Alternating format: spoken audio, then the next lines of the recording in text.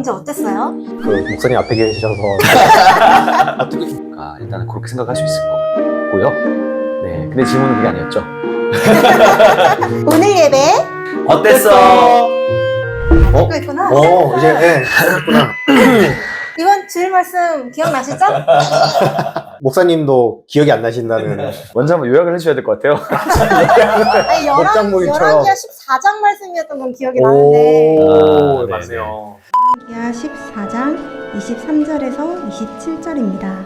이번 주제가 조금 이야기거리가 있잖아요. 네. 네, 영훈이 형 이제 어땠어요? 그 목사님 앞에 계셔서 어떻게 뭐 제목만 보면 그 주제 제목 중에 뭔가 뱀파이어 크리스천이라는 말이 맞아.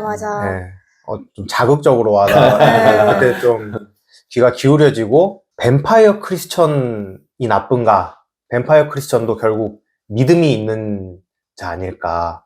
정말로 믿음이 있어야 뱀파이어 크리스천이 될 수 있을 텐데 아무튼 질문은 뱀파이어 크리스천은 나쁜 건가? 설교에서 그런 이야기를 하기는 했었는데, 그러니까 그런 것이 초신자 때는 뭐 그럴 수 있는데, 예, 근데 이제 시간이 지나면서도 계속 어떤 그런 상태로 남아있는 것에 대한 안타까움이라고 할까요?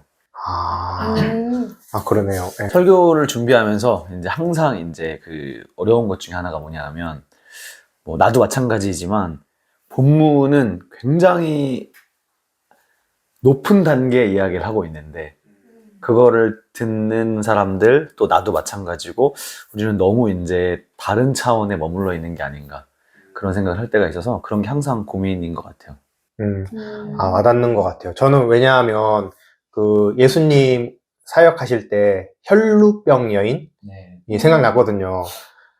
예수님 옷깃이라도 만지면 그 자기 병이 낫는다고 믿으면 그것도 그냥 예수님 피를 빨아먹으려는 뱀파이어 크리스천 아닌가. 근데 그런 믿음을 우리가 되게 귀하게 샀잖아요. 그런데 어떻게 보면 그 여인은 초신자라고 또 볼 수 있으니까. 예. 근데 성숙한 신앙인으로서 거기 머물러 있는 게 조금 아쉽다는 말씀을 하시는 거였구나. 그렇죠. 예. 그러니까 이제 중간에 이제 뭐 예언서 이야기 했잖아요. 네. 아모스 이야기도 하고 호세아 이야기도 했지만 그러니까 예언자들이 안 믿는 사람들한테 하는 게 아니라 이미 하나님의 백성이 되고 오랜 시간이 지난 사람들한테 하는 말이니까 예, 벌써 하나님의 백성이 된 지가 굉장히 시간이 많이 지났는데도 뭔가 아직도 그런 이제 초보적인 삶을 살고 있는 것에 대한 비판이 아닌가 하는 생각도 들고요. 그럼 어느 정도까지가 초신자? 그 정도까지요? 예, 그래서 이제 예배 때 서당계 3년이면 풍어를 넣는다고. 그래서 이제 설교 때 교회 다닌 지 3년 이상 지나면 뭐 농담 반 진담 반 같은 이야기였죠. 그래서 3년 말씀하셨구나. 예. 3년 말씀하셨구나. 예. 우리나라 많은 국민들이 세종대왕을 존경하잖아요. 그치만 그 세종대왕은 악인이라고 할 수 없잖아요.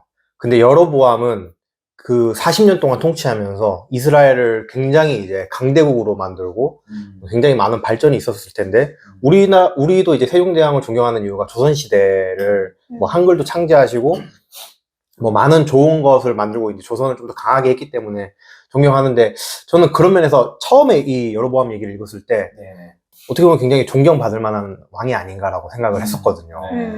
그런데 이제 악인이라고까지 표현되는 게 좀 신기했던 것 같습니다. 하나님이 악인을 통해서도 구원을 하신다라는 얘기가 있었는데 이건 어떻게 봐야 하는 건가요? 여로보암의 손으로 구원하셨다. 14장 27절에 있었죠. 예, 독특한 본문이었던 것 같은데 일단은 이제 구원이라는 말부터 재정의하고 가야 될 필요가 있을 것 같아요. 네, 여기서 이제 말하는 왜냐하면 또 이제 들으시는 분들도 오해가 있을 수 있으니까 죽어서 천국 간다는 그런 의미로서의 구원은 아닐 거예요. 아까 혈루증 얘기도 했지만 혈루증 여인 얘기가 이제 마가복음 5장에 나오는데 그 마가복음 5장에서 그 성경 본문에 보면 그렇게 나오거든요. 그 여인이 예수님의 옷가에 손만 대어도 구원을 받을 거라고 생각했다. 네. 근데 거기서 말하는 구원은 천국 간다는 얘기가 아니잖아요. 내 병에서 낫는 것이 구원이니까 사실은 구원이라는 단어 자체부터 일단 성경에서 쓰고 있는 말부터 재정의를 해야 될 필요가 있을 것 같아요. 그러니까 우리는 이제 또 많은 그리스도인들은 구원이라는 말 자체를 이제 다 그냥 죽음 이후에 천국과 관련된 것으로만 생각하니까. 그러니까 여기서 여로보암의 손으로 구원했다는 거는 아마도 이제 문맥상으로 봤을 때, 그러니까 외세의 침략으로부터 하나님께서 여로보암을 통해서 그걸 막아주셨다. 위협으로부터의 구원으로 봐야 되지 않을까. 일단은 그렇게 생각할 수 있을 것 같고요. 네. 근데 질문은 그게 아니었죠. 예를 들면 출애굽기 같은 경우에도 보면 하나님께서 바로를 통해서 그 역사를 이루어가시기도 하시고 그 얘기를 또 로마서에서도 하거든요.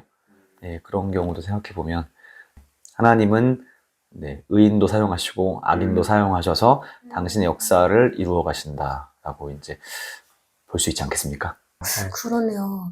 아니, 그러면은 지금 구원이라는 단어를 저희가 잘못 이해를 한 것처럼 좀 목사님께서 말씀하고자 했던 그 메시지의 의도랑 실질적으로 이제 메시지를 들은 성도들의 그런 그 생각들이 좀 다를 수도 있을 것 같은데 이번 메시지를 준비하시면서 좀 어떤 의도를 전달하고자 하셨던 건지 목사님께서 한 번 더 정리를 해서 알려주시면 좋을 것 같아요.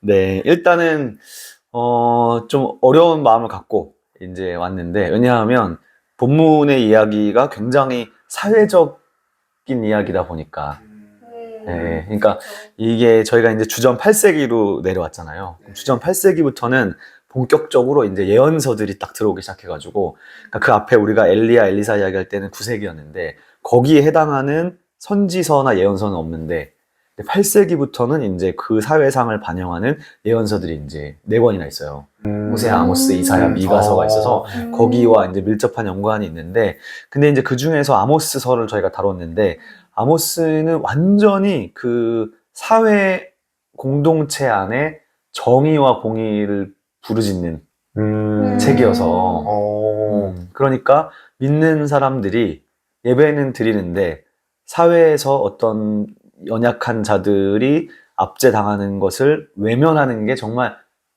제대로 된 예배이고 진정한 그리스도인인가 라는 관점으로 굉장히 강력하게 비판하는 책이다 보니까, 그래서 이제 한편으로는 뭐 우리도 마찬가지지만은 교회 안에서 또 그런 사회적인 어려움까지 신경 쓰기에는 내 개인의 삶도 굉장히 힘들고 내 삶조차도 지금 잘 못 잡는 사람들이 있잖아요. 고난이 심해서. 또 그리고 또 내 믿음의 범위는 거기까지도 아닌데, 근데 성경은 이제 그런 얘기를 하고 있으니까 이거를 부담감이 많이 있는 거죠. 예를 들면 나도 뭐 뭔가 이렇게 다른 교회 사람들에게 맞는 위로하는 얘기도 해주고 싶기도 하고, 또 참 뭐 고생 많으십니다 이런 얘기도 하고 싶기도 한데, 근데 성경 본문을 보면 그런 얘기가 이제 없으니까 그런 거에 대해서 오는 간격이 사실 설교 준비할 때 많죠. 예, 그리고 또 한편으로는 나도 또 사실은 또 그렇게 잘 하지 못하는 것 같은데, 그런데 오는 또 간극도 좀 있는 것 같고. 그 주전 8세기 때 그 예배 같은 거는 이제 사회적으로는 좀 많이 있기는 했나 봐요. 소외받고 예배 받는 사람들이 많았다는 거죠. 하나님을 믿는다 하는 사람들은 많았는데. 그러니까 뭐 제사는 열심히 드리고 또 예배도 열심히 하고, 이사야 1장 같은 데 보면은 이제 그런 게 많이 나오는데, 근데 너희 손에 피가 가득하다. 이제 이사야는 이제 그런 비판도 하고. 예언서에 대해서는 언제쯤 좀 설교가 있을까요? 그래서 이제는 그 열왕기 14장까지 왔잖아요. 그 사이사이에 이제 해당되는 예언서 본문들을 다루려고 생각을 하고 있습니다. 그래서 앞으로의 설교도 정말 기대가 되네요. 네. 아멘. 네. 그러면은 저희는 또 이번 한 주간 또 열심히 준비해 주셔서 다음 주 돌아오는 주일 예배를 기대하는 마음으로 저희 오늘은 여기에서 마무리를 하도록 하겠습니다. 와우. 네, 감사합니다.